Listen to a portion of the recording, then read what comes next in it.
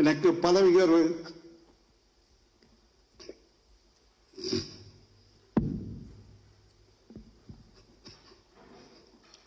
தந்திருந்தால் இன்னும் 4 ஆண்டுகள் 2 ஆண்டுகள் மேன்முறையீட்டு நீதிமன்றம்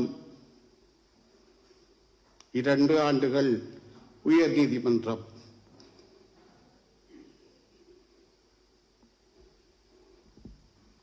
டெஸ்டினி என்று சொன்னார்கள், தலை விதி என்றார்கள்.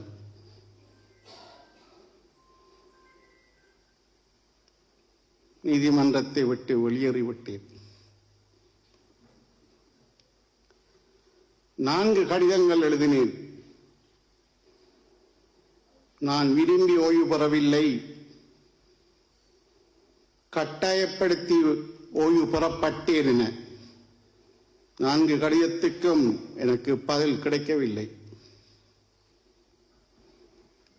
ஆனால் நான் ஜனாதிபதி நல்லவர், நான் நீதிபதி, யாரையும் குறை சொல்லக்கூடாது. குறை சொல்லும் இடத்தில் நானும் இல்லை. அவர் ஏன் தரவில்லை, எங்கே தவறு நடந்தது, ஏன் நிவர்த்தி செய்யப்படவில்லை, இன்று கூட அது நிவர்த்தி செய்யப்படலாம், அந்த சிந்தனையும் இல்லை.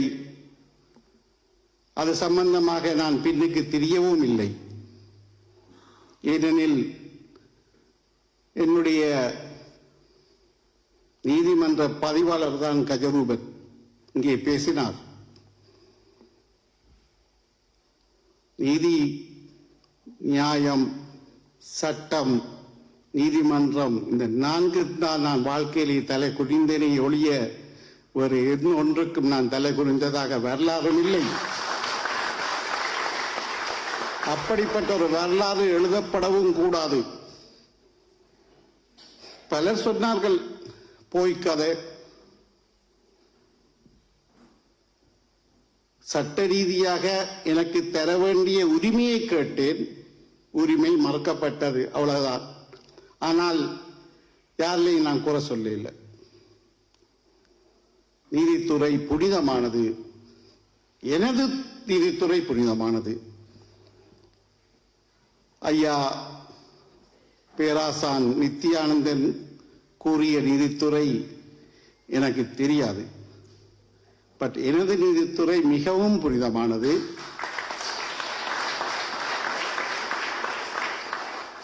இங்கே சிரேஷ்ட ஊடகவியலாளர் வித்யாதரன் இருக்கின்றார். அவரை கண்டால் நான் நடிகையும் கேட்பது ஒன்றுதான், நீங்கள் எங்கேயோ செல்ல வேண்டியவர் ஏன் செல்லவில்லை என. 30 ஆண்டுகள் என்ற அறிவு கட்டியவரை ஊடகத்துக்குள்ளேயே இருந்து வளர்ந்து வாழ்ந்து துன்பங்கள், வேதனைகள், ஷூட்டிங், குண்டு தாக்குதல்கள் அனைத்தையும் அனுபவித்த ஒரு மனிதர்.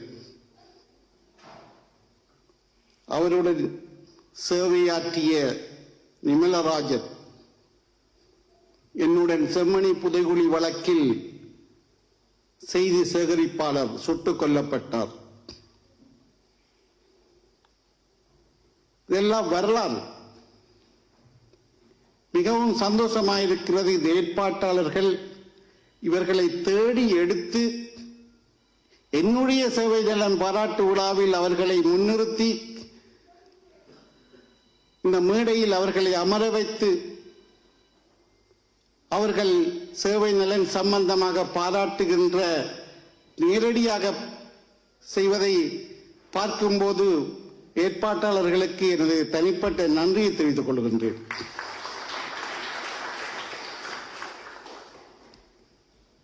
நான் முதலாக பார்த்த கொலை 78 என நினைக்கின்றேன்.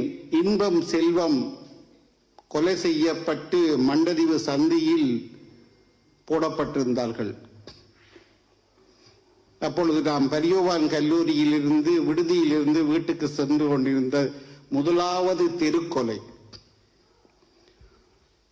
நான் முதலாவதாக பார்த்த வழக்கு குட்டிமணி தங்கத்துரையினுடைய வழக்கு 83ஆம் ஆண்டு கொழும்பு பல்கலைக்கழக சட்டபீடத்துக்கு பக்கத்தில் தான் அந்த காலத்தில் மேல் நீதிமன்றம் குயின்ஸ் கோர்ட் இருந்தது. அங்கே போய் நாங்கள் அந்த வழக்குகளை பார்த்தோம்.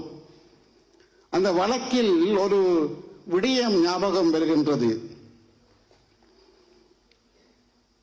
மரண தண்டனை விதிக்கப்படும் போது உன்னுடைய கடைசி ஆசை என்னென்று கேட்பார்கள். அப்பொழுது குட்டிமணியும் தங்கத்துரையும் நீதிபதியை மதிக்கின்றோம், இந்த நீதிமன்ற தீர்ப்பை நாங்கள் ஏற்றுக்கொள்ளவில்லை என பல விடயங்களை கூறினார்கள். அப்பொழுது இருந்த ஒரு சட்டத்தரணி, இவர் என்ன நீதிமன்றத்தை அவமதிக்கும் வகையில் தெரிவிக்கின்றார், கருத்து தெரிவிக்கின்றார் என நீதிபதியிடம் கூறிய போது மிகவும் தங்கமான நீதிபதி கூறினார், அவன் அழுவதற்கு கூட உரிமை இல்லையா என்று. மரண தண்டனை விதிக்கப்படுகின்றது. கடைசி ஆசை நான் தானே கேட்டேன், அவன் கூறுவதை அனைத்தையும் பதிவு செய்யுங்கள் என்றார். 3 மாதத்தில் இனக்கலவரம் வந்தது. அதில் 53 பேரும் கொல்லப்பட்டார்கள். அந்த கொலையை நேரடியாக பார்த்தவர் பேராசான் நித்தியானந்தன். அன்று அவர் புதைய வெள்ளிக்கடை சிறைச்சாலையில் இருந்தவர். பின்னர் இடமாற்றப்பட்டவர் மட்டக்களப்பு சிறைச்சாலைக்கு. இதுகளெல்லாம் எங்களுடைய இனத்தின் வரலாறு. நீதித்துறை நான் ஏன் புனிதமானது என கூறினேன் என்றால், 28 ஆண்டுகள் நான் கடமை புரிந்தேன். சந்திரிகா அம்மையார், மஹிந்த ராஜபக்ச, மைத்ரிபால சிறிசேன, கோட்டாபய ராஜபக்ஷ, இப்பொழுது அனுரகுமார திசநாயக்க. எனக்கு எதுவிதமான நேரடியான அச்சுறுத்தல்கள் எதுவும் அவர்களும் தரவில்லை. நானும் அதற்கு பின்னுக்கு சம்பவங்களை ஏற்கப்படும் அளவுக்கு நானும் நடக்கவில்லை. அந்த வகையில் தான் கூறினேன், 28 ஆண்டுகள் எனது சேவை புனிதமானது. அவர்களும் என்னை அச்சுறுத்தவில்லை. அதேபோன்று எத்தனையோ தமிழ் இயக்கங்கள், வவுனியா மண்ணை நீங்கள் உங்களுக்கு தெரியும். வவுனியாவில் அனைத்து இயக்கங்களின் தலைமை காரியாலயம், அனைவரிடமும் பிஸ்டல். யாரு சுர்றால் யாரு என்ன நடக்க ஒன்றுமே தெரியாது. ஆனால் எனக்கு அச்சுறுத்தல் யாரும் விடுக்கவில்லை. இறுதியாக ஒரு விடயத்தை கூறி அமர்கின்றேன். யுத்தம் உச்சக்கட்டம் நடைபெற்றுக் கொண்டிருந்த போது 25 விடுதலை புலிகளின் சடலங்கள் என்னிடம் ஒப்படைக்கப்பட்டது.